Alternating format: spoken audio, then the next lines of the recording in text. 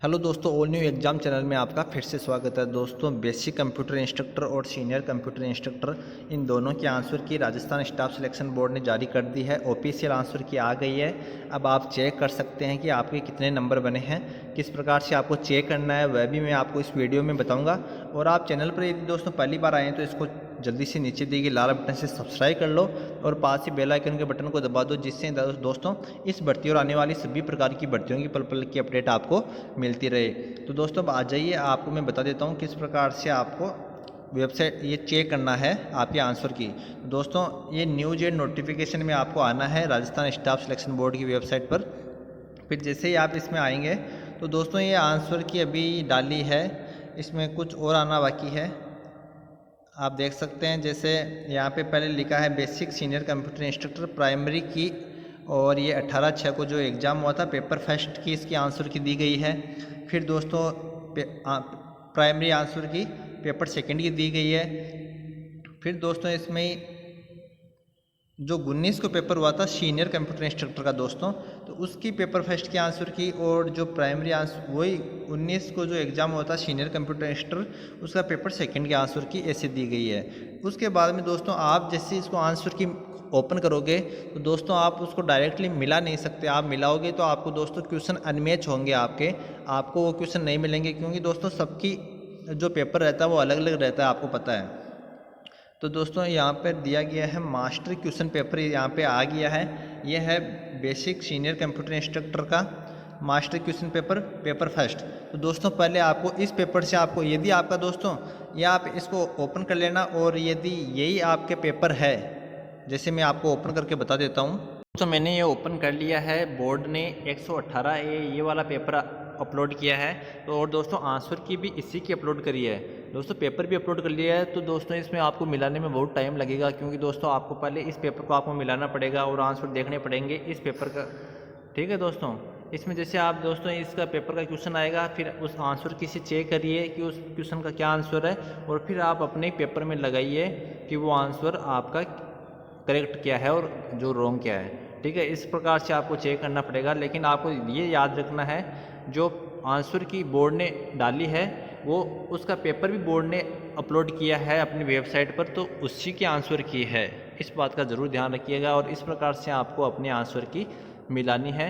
ये दोस्तों basic computer instructor का जो फर्स्ट पेपर है उसका डाला है, और ऐसे ही अभी बोर्ड धीरे धीरे अपलोड कर रहा है। तो वहीं पर आपको अभी paper second basic computer instructor का जो 18 तारीख का पेपर सेकंड है उसका भी आपको पेपर मिल जाएगा।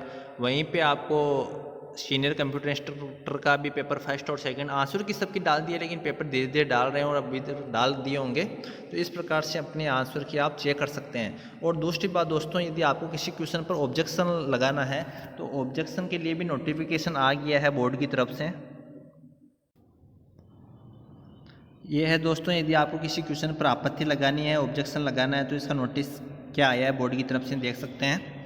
बोर्ड द्वारा दिनांक 18/6/2022 को आयोजित बेसिक कंप्यूटर अनुदेशक सीधी भर्ती परीक्षा 2022 का प्रथम प्रश्न पत्र परीक्षा कोड 118A, द्वितीय प्रश्न पत्र परीक्षा कोड 118B एवं दिनांक 19/6 को आयोजित ये पेपर 19 को जो पेपर हुआ था उनकी मास्टर प्रश्न पत्र तथा इसकी प्रारंभिक उत्तर कुंजी बोर्ड की वेबसाइट पर जारी कर दिया। ठीक है दोस्तों, फिर उसके बाद में लिखा है यदि किसी परीक्षार्थी को प्रश्न पत्र में सम्मिलित किसी प्रश्न या उसके उत्तर के संबंध में कोई आपत्ति हो तो निर्धारित शुल्क के साथ 6 तारीख से दोस्तों 8 तारीख तक, मतलब 6 को, 7 को और 8 तारीख को आप ऑनलाइन आपत्ति लगा सकते हैं। फिर उसके बाद में लिखा है परीक्षार्थी को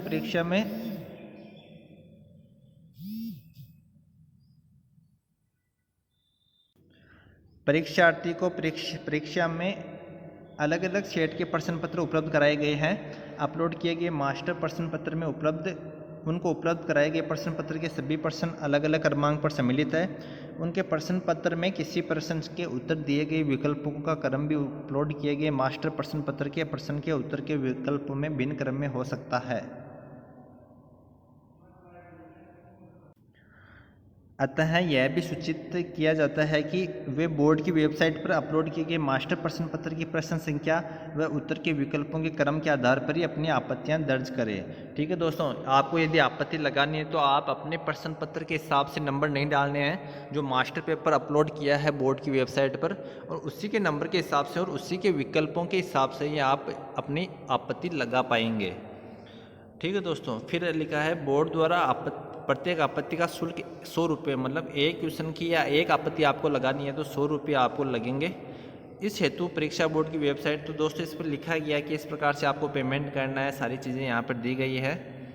तो दोस्तों आपके ऑफिशियल आंसर की आ गई है, अब आप अपने चेक कर सकते हैं। और आप सबको पता ही है minimum passing marks general EWS और OBC MBC इनके लिए मिनिमम 40 कर रखे हैं, और SC ST कैंडिडेट्स के लिए मिनिमम 35 है। तो आप अपने आंसर की इस प्रकार से चेक करिए। लेकिन दोस्तों ये याद रखिए, मास्टर पेपर यहाँ जो वेबसाइट पर डाला है उसी के हिसाब से आपको आंसर चेक करने हैं, और उसी की वेबसाइट आंसर की इसके ऊपर अपलोड करी गई है। ये ना सोचें कि आपके जो पेपर आया है उसके आंसर की यहाँ पे अपलोड करी गई है। दोस्तों इस हिसाब से आपको अपने आंसर की चेक करनी है। धन्यवाद दोस्तों। आप अपने कितने नंबर बन रहे हैं वह भी आप अपने हमारे कमेंट सेक्शन में बताइए।